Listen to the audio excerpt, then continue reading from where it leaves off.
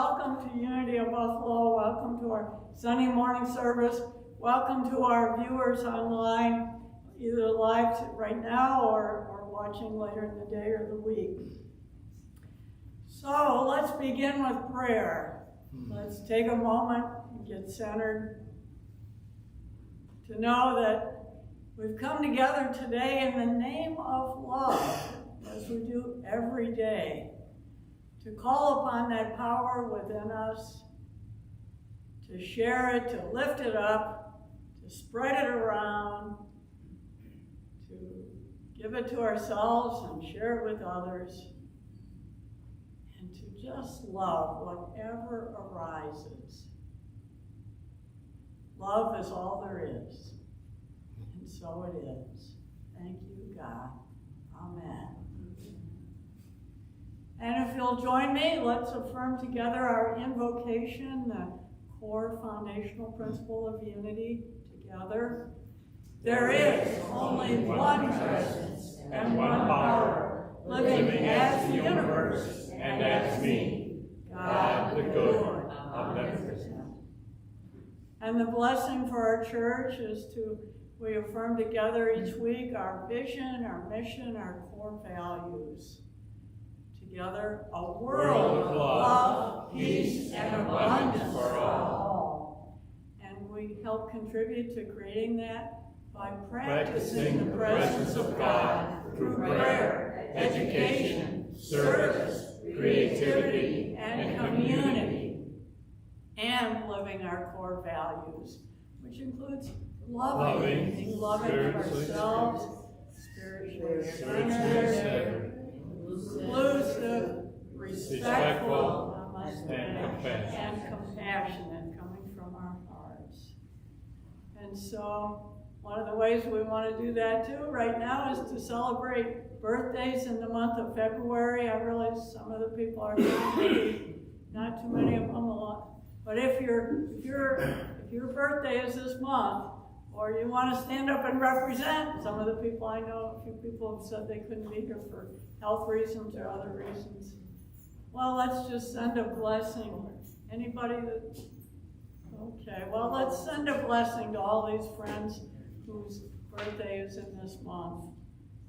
Happy birthday to you. Happy birthday to you. Happy birthday, dear friends. Happy birthday to you. We're saying our love. Maybe some of them are watching online, so. Okay. Look at the list. And bless them too? Yeah, okay. God is blessing you now. God is blessing you now. God is blessing you. You're wonderful. God is blessing you now. Okay. And so, from our hearts to their hearts, we send our birthday blessings. And I want to acknowledge Mike Wickham, who sends out that he's our secret Santa, secret birthday card writer, that if you're on our mailing list or membership list, or if you're not and you want to be, please see me. But throughout the year, we send out birthday cards to everyone that we have a birthday for, and they're signed Unity of Buffalo, but they're sent with love from Mike Wickham. So thank you, Mike, for doing that, being that carrier of our birthday blessings to people's mailboxes and homes. And Mike is going to be our daily word reader for today. So I would say the birthday cards are one of many ways he expresses love and compassion for other people. Good morning. Good morning. Today's word is compassion. Acts of love and compassion build my strength. Whether in my community or across the world, many people face hardships. As a member of the human family, I'm inspired to undertake compassionate action and help wherever I can. Sometimes just a powerful thought or a simple blessing can make a powerful difference in someone's life. Other times, I may be able to take more direct action. I may listen to someone deeply as they share the concerns of their heart, or I may volunteer to drive them somewhere or complete errands for them. Regardless of the form my compassion action takes, I am motivated to be of sacred service, to bring the love and care of God into manifest form through my decisive action. And the Bible quote today is, when he went ashore, he saw a great crowd, and he had compassion for them, and cured their sick. Matthew 14:14. And the affirmation is, acts of loving compassion build my strength. Thank you. Thank you. So first of all, just a really big thank you from the bottom of my heart for last Sunday. Boy, if you were here, we really had our church knows how to throw a party, and I'm so blessed and grateful for the wonderful celebration that we had for my 20th anniversary of being here as a minister. So from the bottom of my heart, thank you. You're welcome. Thanks, Clem. So we're I wanted to get us back on track with our series based on this book, What If It All Goes Right? Creating a New World of Peace, Prosperity, and Possibility. And this will be our third Sunday lesson, but it's the fourth week that our spirit groups have been meeting on Saturdays at noon for a potluck and wonderful experiences downstairs. And I think you could probably still join if a person wanted to come on Saturdays. But I thought, well, maybe a refresher is good. You know, what is this what if up? What if it all goes right? I put it on our sign, and the first week I had shared that Mindy talks about it sort of three points. She says it's a portal of possibility. By just asking that question, what if it all goes right? What if there's a blessing in this? What if this is really what if this is the best book I read all year? What if this, what if being in the spirit group is, the best decision I've made in a long time? So it's just asking that kind of question is a portal to possibility of expansion. It's a catalyst for change. It moves us forward. And it's an incubator of ideas, because when you do it in a fun and playful and creative way, it's like brainstorming. Boy, you just come up with ideas that you never would have thought of otherwise. And then the second week, I talked about how it's kind of a pattern interrupt too, because we have such a tendency in the world to do what if down rather than what if up. Something happens, or we hear something in the news, and we think, oh, that's awful, or oh, now what, or I knew this was going to happen, but we know that our thoughts cause our feelings, and our feelings influence our actions. And then we look at our actions, and then we say, oh, there you go, that just confirms what I always thought. And that there's this creative cycle that we're always engaged in, whether we're aware of it or not, of our choosing our thoughts, causing our feelings, causing our actions or inactions, and then we keep creating more. So what if up is like, it's calling upon our powers of creativity and imagination and playfulness and possibility to say, what if the best scenario happened, rather than what if something bad was about to happen. So, I was thinking, to me, this is really what this is about, is practical Christianity. And that's what unity is all about. That's how we describe unity. It's a positive, practical, progressive approach to Christianity based on the teachings of Jesus and the power of prayer. But it's got to be something practical that we can do. And that's what I love about the What If Up, is it's a tool. It's a spiritual practice. It's something we can do to shift things. And I came upon this video that Mindy created. It's just a minute and a half, I think. But she calls it the What If Up Manifesto. And I wanted to invite us to watch it because I really like what she says about this. And Karen, maybe you could turn the lights off while we play the video. And I feel like it adds some more richness to our understanding.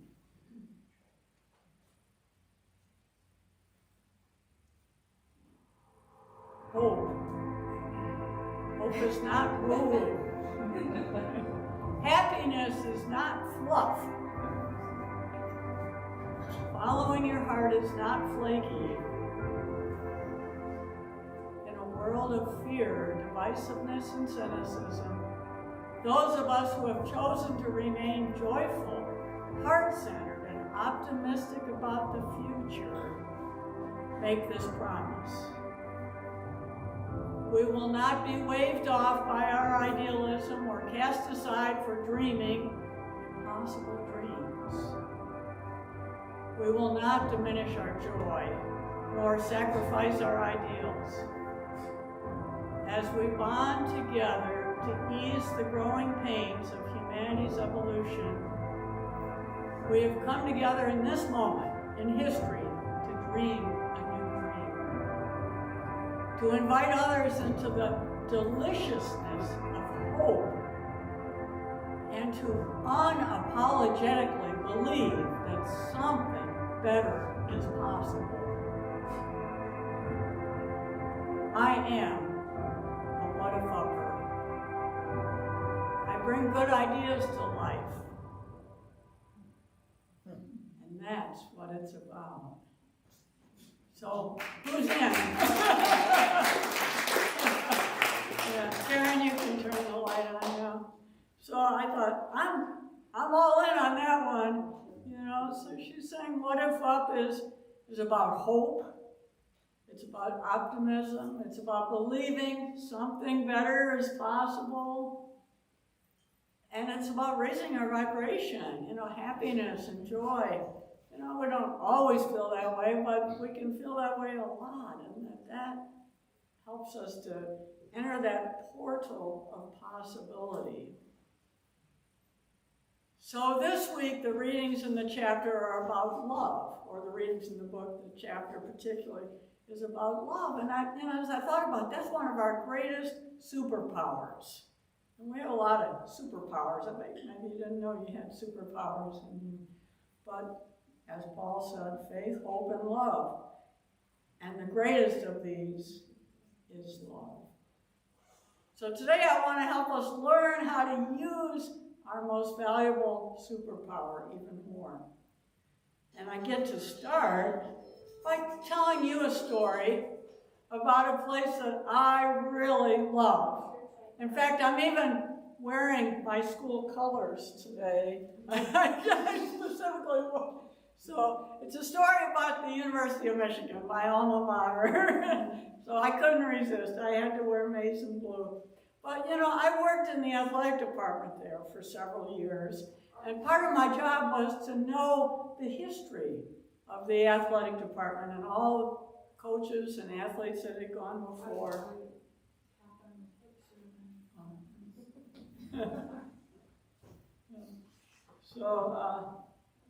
Sometimes you get an important call, you just got it. So, but I read in this book a story.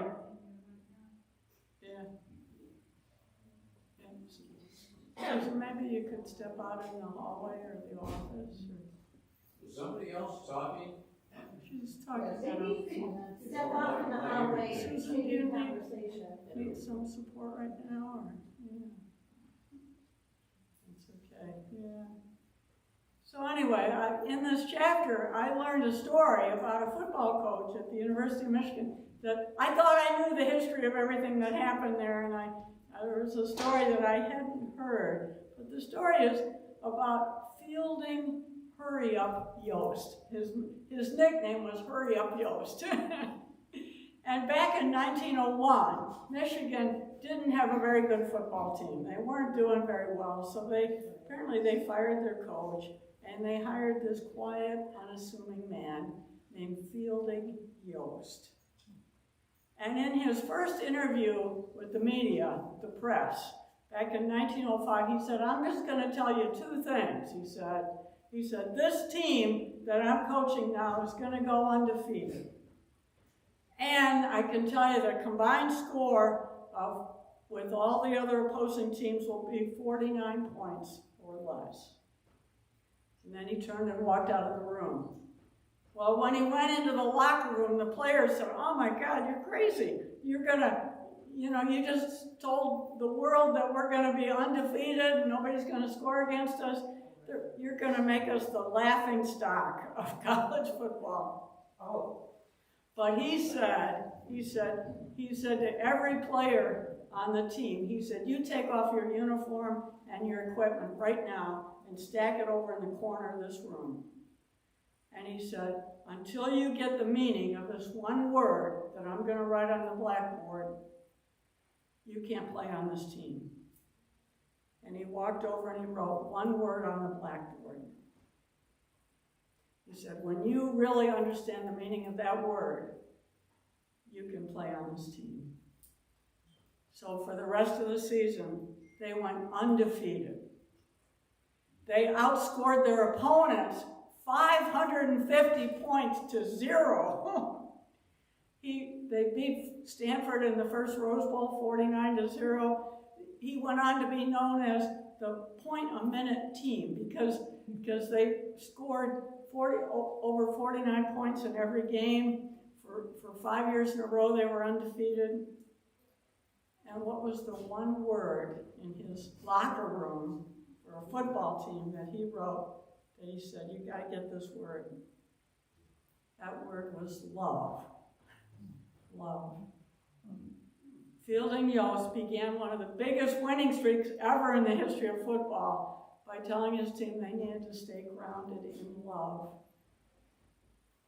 And what he was saying is that to play on our team, to play on Fielding Yost's team, you have got to love the game. You have to love everything about the experience. You have to love the practice. You have to love the sweat and the sore muscles. You have to love the pressure. You got to love the ball. You got to love the grass. You got to love your coaches. You got to love your teammates. You've got to love just playing for the joy of playing. You got to love every fumble, every interception, every tackle. He said, what if you played not just to win, but simply because you love the game? And so I thought that I think what we're saying here too is that to play the game of life, for us to play the game of life, you have to love it. You have to love everything about your life. You have to love your aches and pains. You have to love growing older. You have to love some disappointments, maybe, or setbacks. You have to love everyone in your life. You have to love every experience. You have to love all the things you can see that you're really grateful for. You have to love that you woke up this morning. You had the gift of this brand new baby day. You have to love yourself. You have to love where you've come from. You have to love where you're going. And so to play the game of life with success, we have to love it. And we can practice right now. She suggests just say this affirmation. I love my life. I love my life. And I love whatever shows up, whatever arises, love that. And sometimes we're even challenged a little bit by things, because sometimes stuff shows up that's not what we expect, or it doesn't look like, there's a woman named Edwene Gaines who's a Unity minister for many, many years, and she teaches prosperity. Maybe you've heard of her. She's considered the ultimate master prosperity teacher in our Unity movement. She tells a story about how there was a woman in her congregation at one point who was a beautiful quilter, kind of like Peg Crawford or like this one here. She made these beautiful, beautiful quilts. And one day this woman came to her and said, oh, dear Edwene, I love you so much. I'm going to make you a very special gift this year for Christmas. And so Edwene just assumed it was going to be a quilt.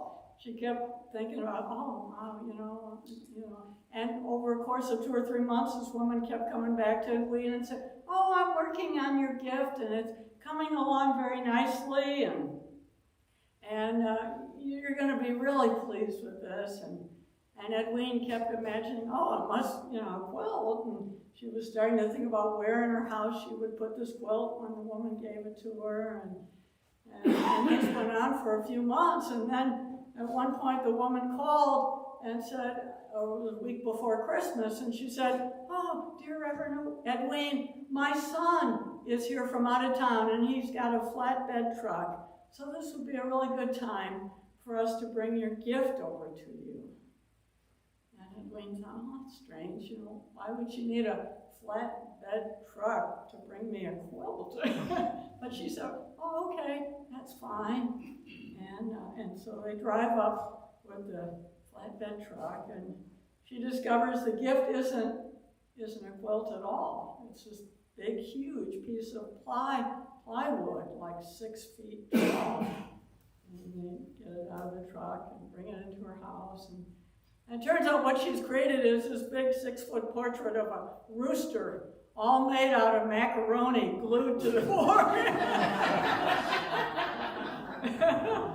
So she wasn't at all what she expected, and so she took it into her house and said, "Thank you, love what arises, love what shows up." Took a while to think about, where am I going to put this? Oh my goodness. But, love what shows up, even if it's not exactly what you expected. I like to think that just adopting this mindset of, I'm going to love my life, I'm going to love what arises, is like putting on a cape, to claim our superpowers. And I came upon this quote from Superman, I think it's up there, that there is a superhero in all of us. We just need the courage to put on the cape. That sometimes we don't do that, but when we choose love, or we choose to love our life, or choose to love whatever shows up, if it's a macaroni rooster on a 6-foot plywood board, that's putting on the cape of love. And sometimes it takes some courage to do that. Not everything is always easy to love, but that's what made me think about that song. There really are a lot of wonderful songs in the Red Hymnal. We don't use it so much anymore, but one that often comes to mind to me is that song, "Confident Living." I clothe myself safely round. I clothe myself safely round with infinite love and wisdom. And that's like putting on that cape, that we can do that, wherever we are, whatever's going on.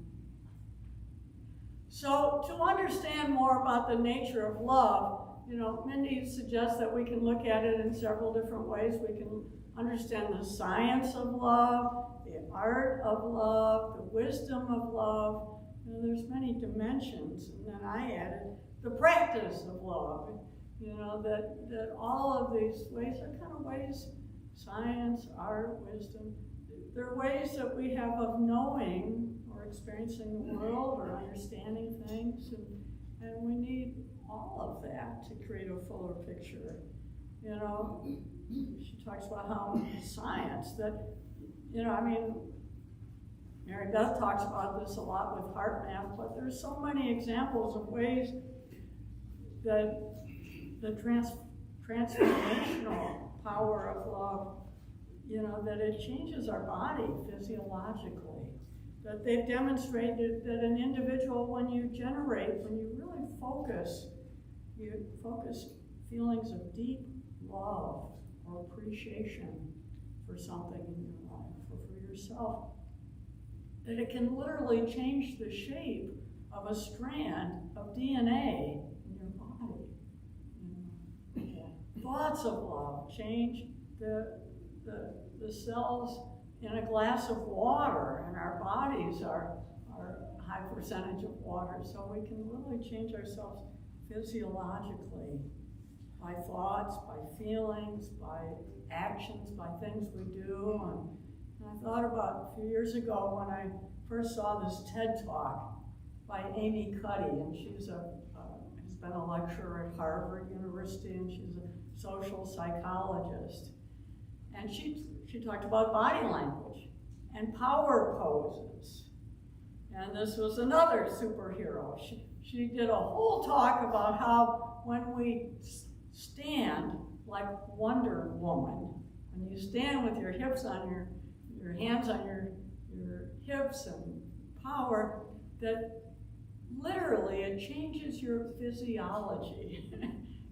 your cortisol, I think, goes up, or you become more confident. You're more able to be in a difficult conversation or do things that are a little bit risk-taking.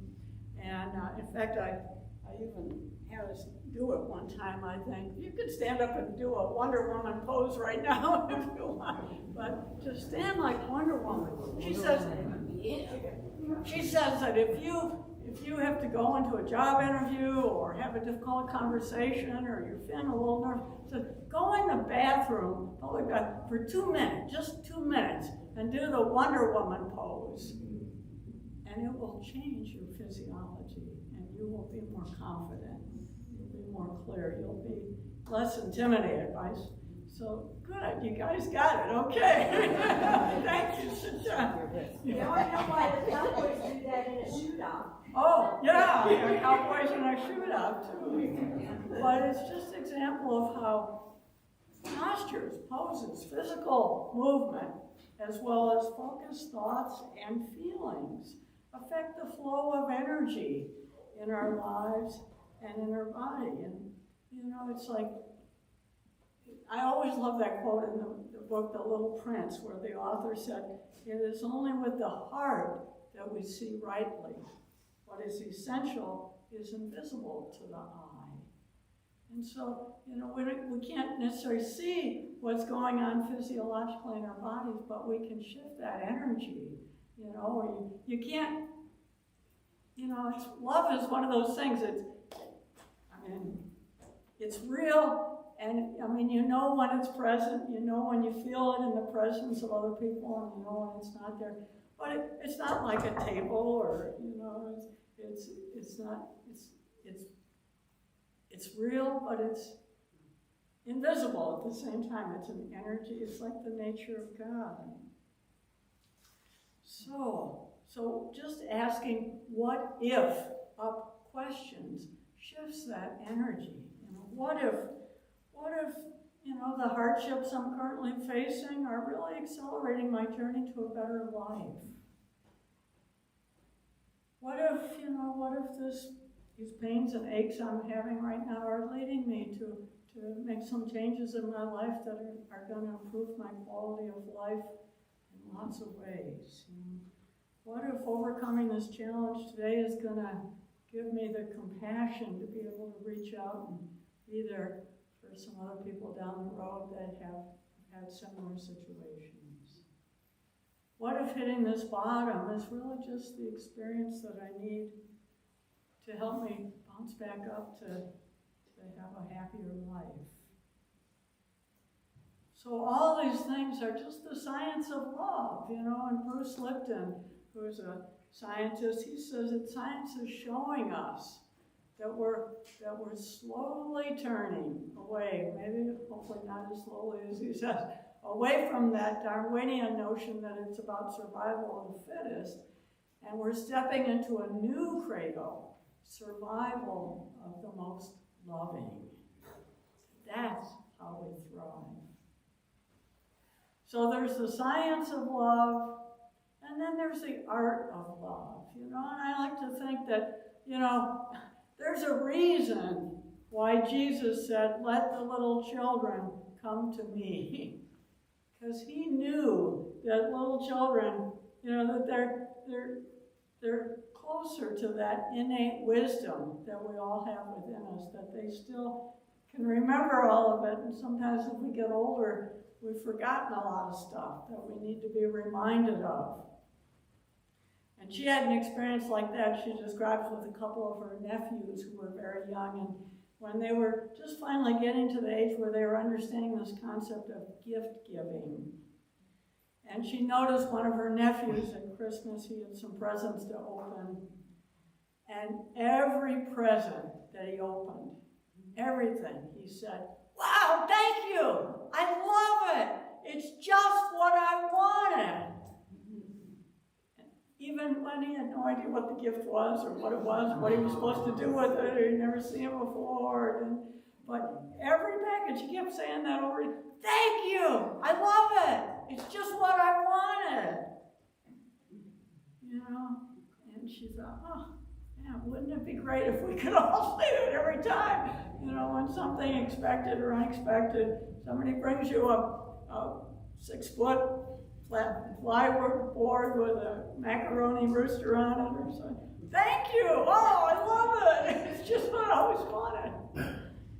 You know, appreciation is the hinge that swings open the door of love. You know, when we appreciate, even if it's something maybe we don't keep forever and we help and move on to find another home somewhere else where it'll be even more love. You know, we want to swing that door open so more good comes to us. And, you know, sometimes we don't recognize a gift at the time when it comes to us. You know, there's a story about a merchant. It reminds me of the Apostle Paul on the road to Damascus. And he had a donkey, and he was going off to curse someone. There was somebody he was mad at, and he was going to go and give him a what for, you know.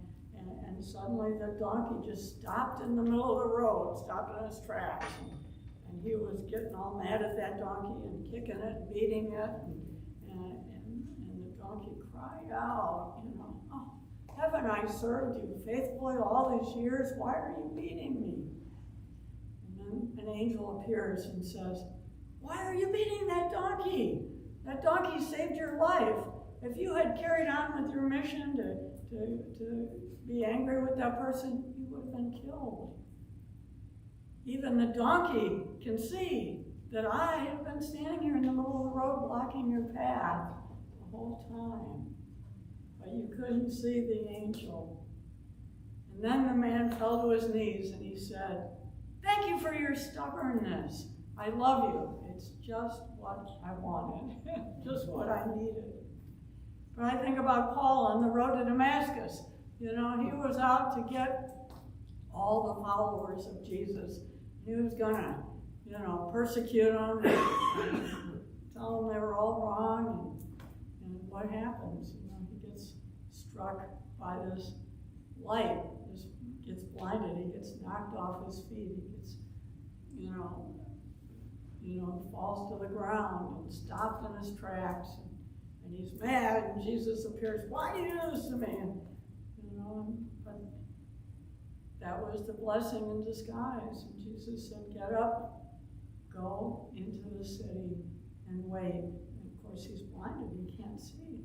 And he goes into the city, and gradually he realizes what's, you know, when the shingles fall off his eyes, and he can see, and he discovers his mission, his purpose in life, what he's meant to do to carry on the message. And so sometimes things stop us in our tracks. We get knocked off our feet. We get, you know, we're sure that we've got something we're supposed to do, and somebody we're going to tell them what for, and then something happens, and then we realize later, thank God that I got knocked down, or I got stopped in my tracks, or I lost my sight, got lost, you know, visually.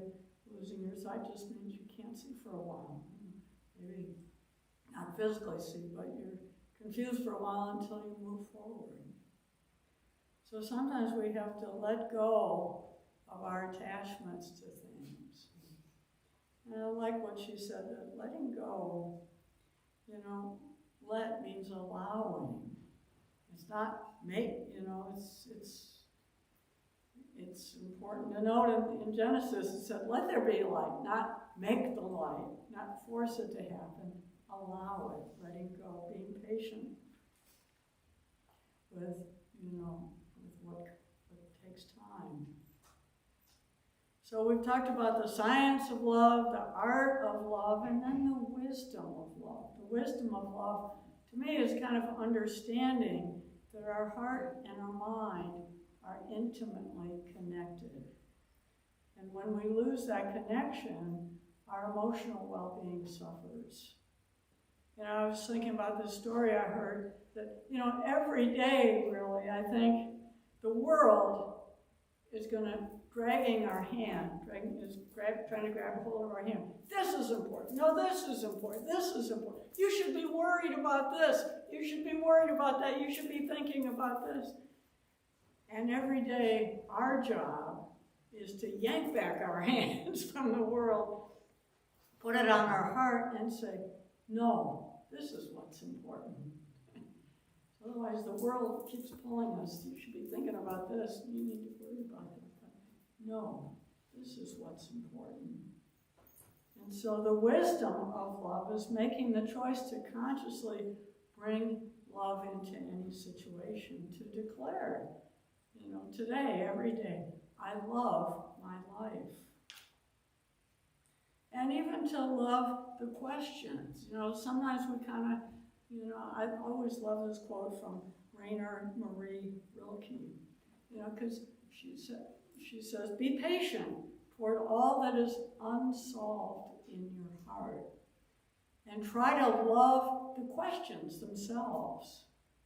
But sometimes we think, well, how can I love my life when this is showing up? Or, what do you mean I'm supposed to love everything and look at this and this and this? You know, we have questions about why is this happening? What can I love about this?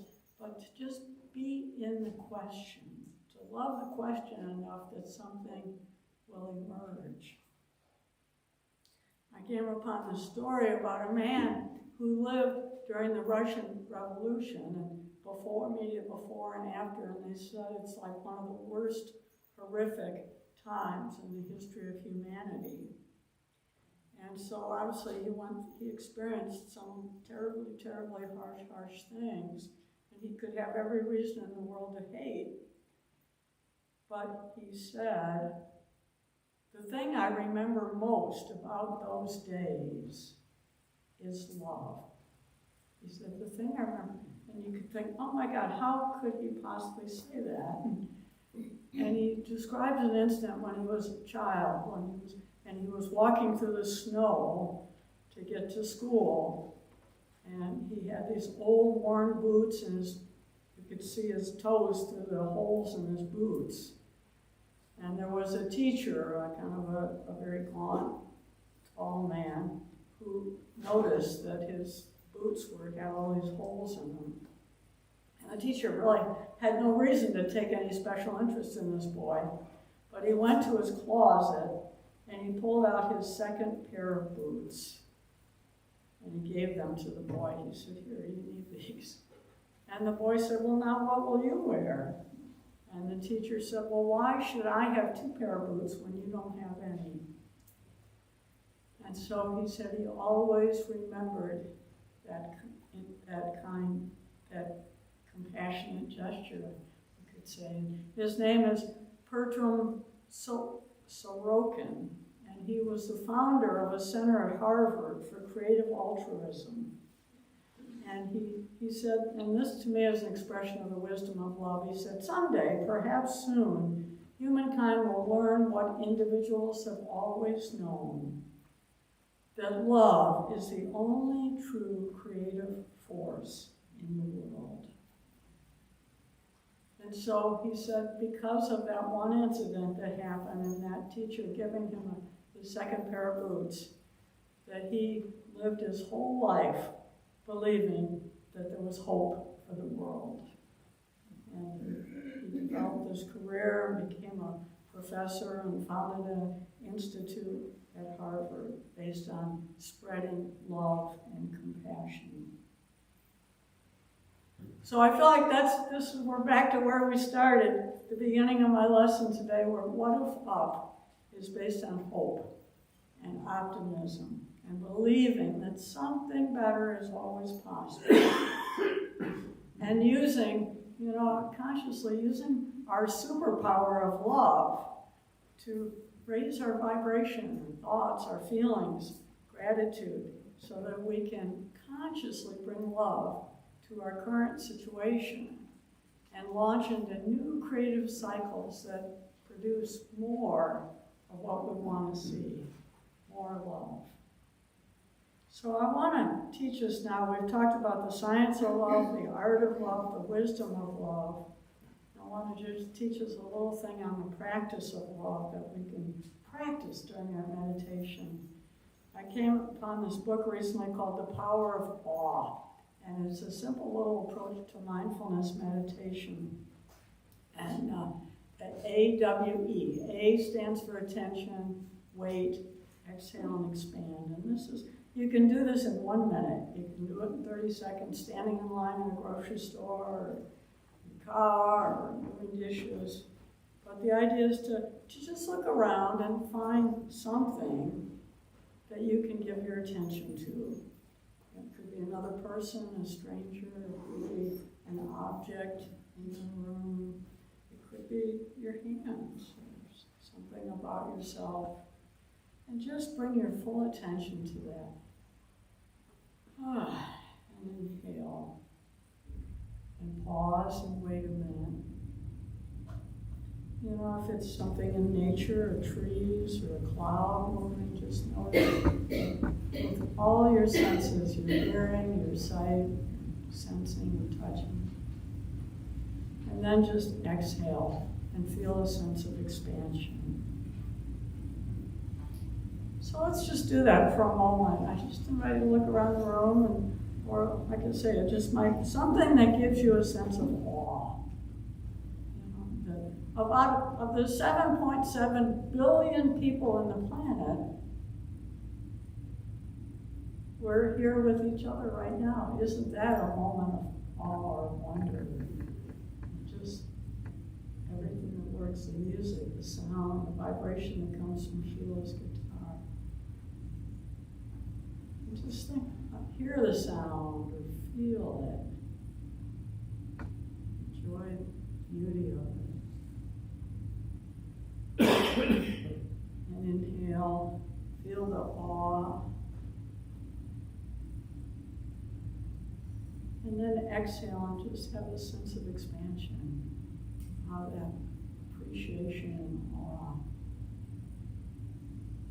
expands your awareness.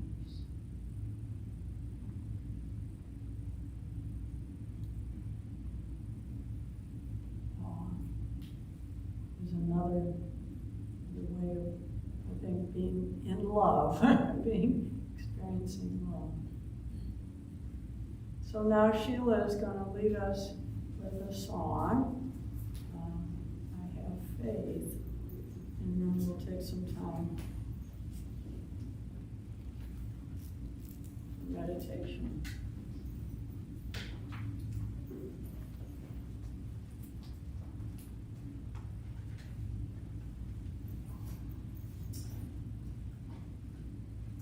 We've been doing before with the recordings, so we're going to get it live today.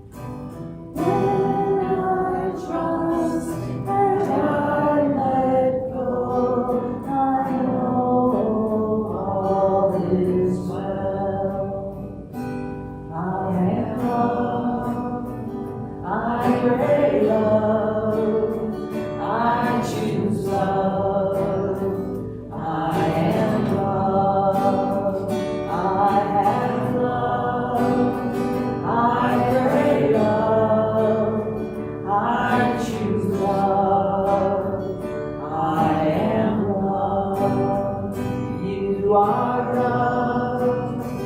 We are loved. All God's children are loved. You are loved. We are loved. All God's children are loved. When I trust and I let go, I know all is well. When I trust and I let go, I know all is well. Thank you, Sheila.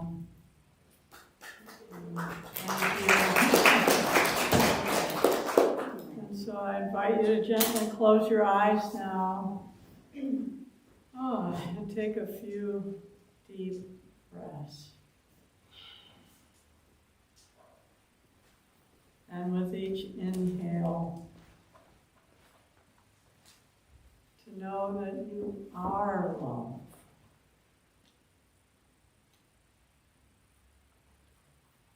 You are loved and you are lovable.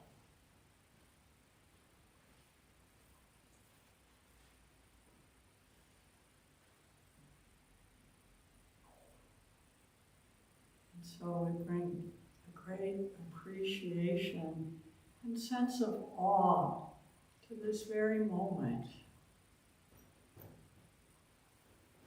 You might think of something in this room or something in your life that gives you a sense of awe and appreciation.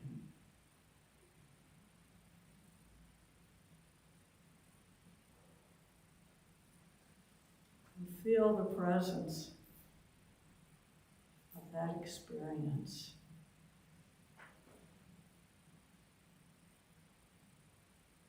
It's like putting on that cape of infinite love and wisdom.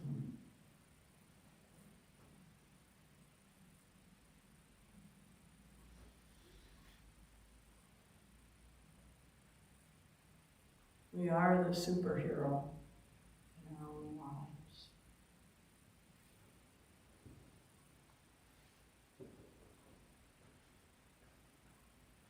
And I invite you to just exhale.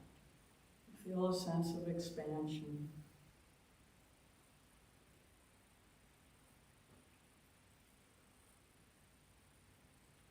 And I'd like to share these words from the Dalai Lama. A precious human life.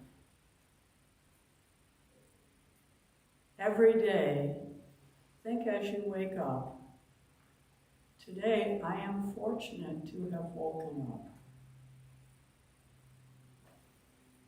I am alive.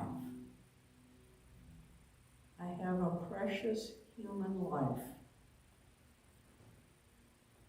I'm not going to waste it. I'm going to use it.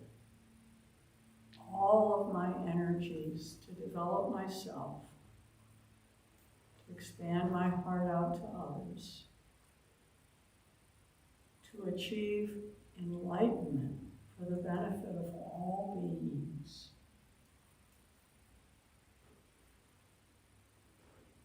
I'm going to have kind thoughts towards others. And I'm going to benefit others as much as I can.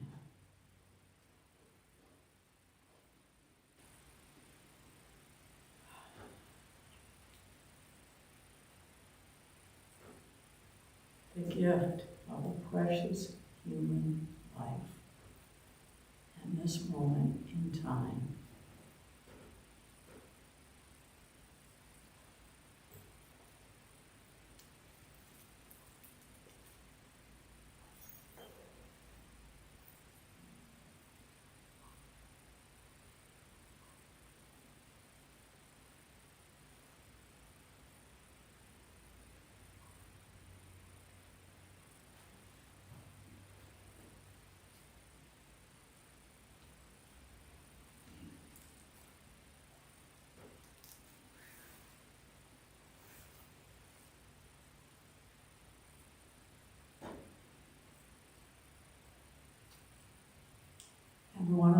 ways that we can benefit others is with our prayers.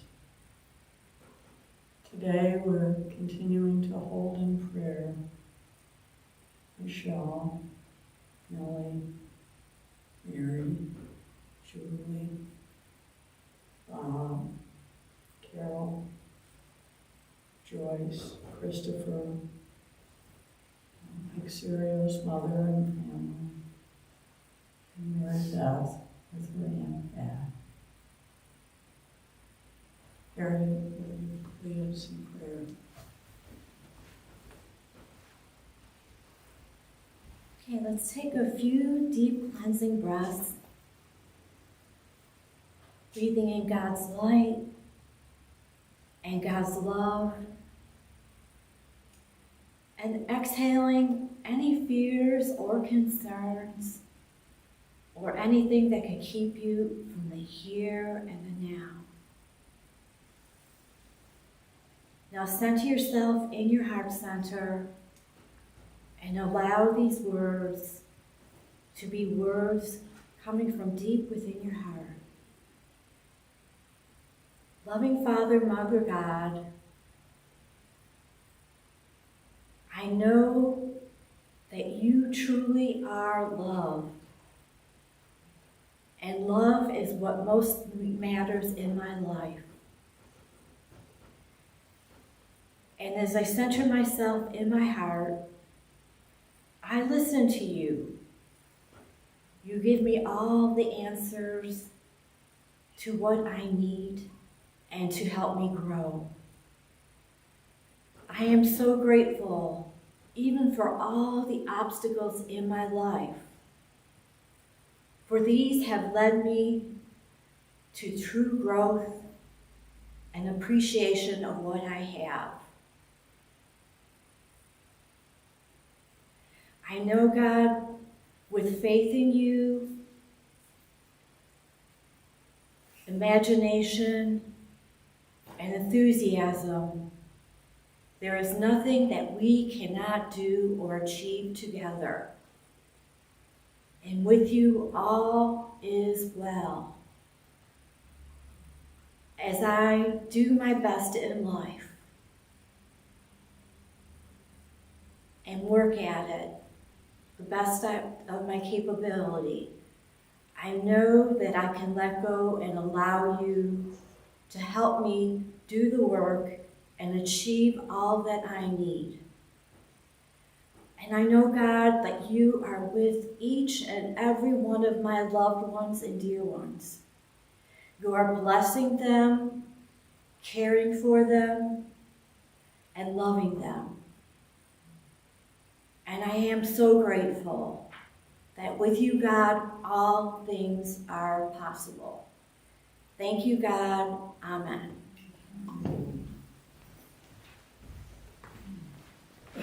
Thank you. And so I invite you now to just continue our meditation time with the song, listening to the song, I Am Love.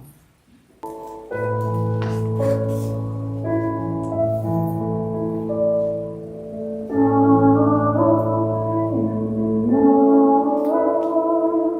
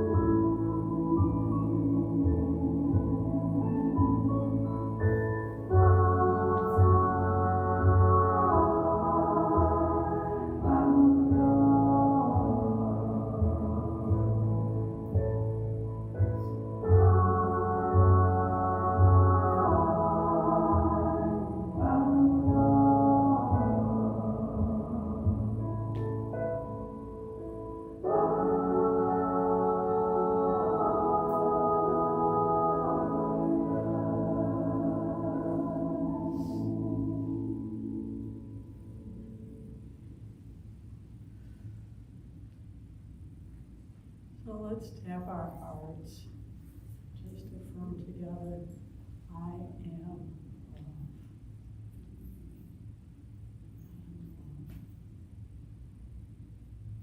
And I remember to remind myself of that whenever I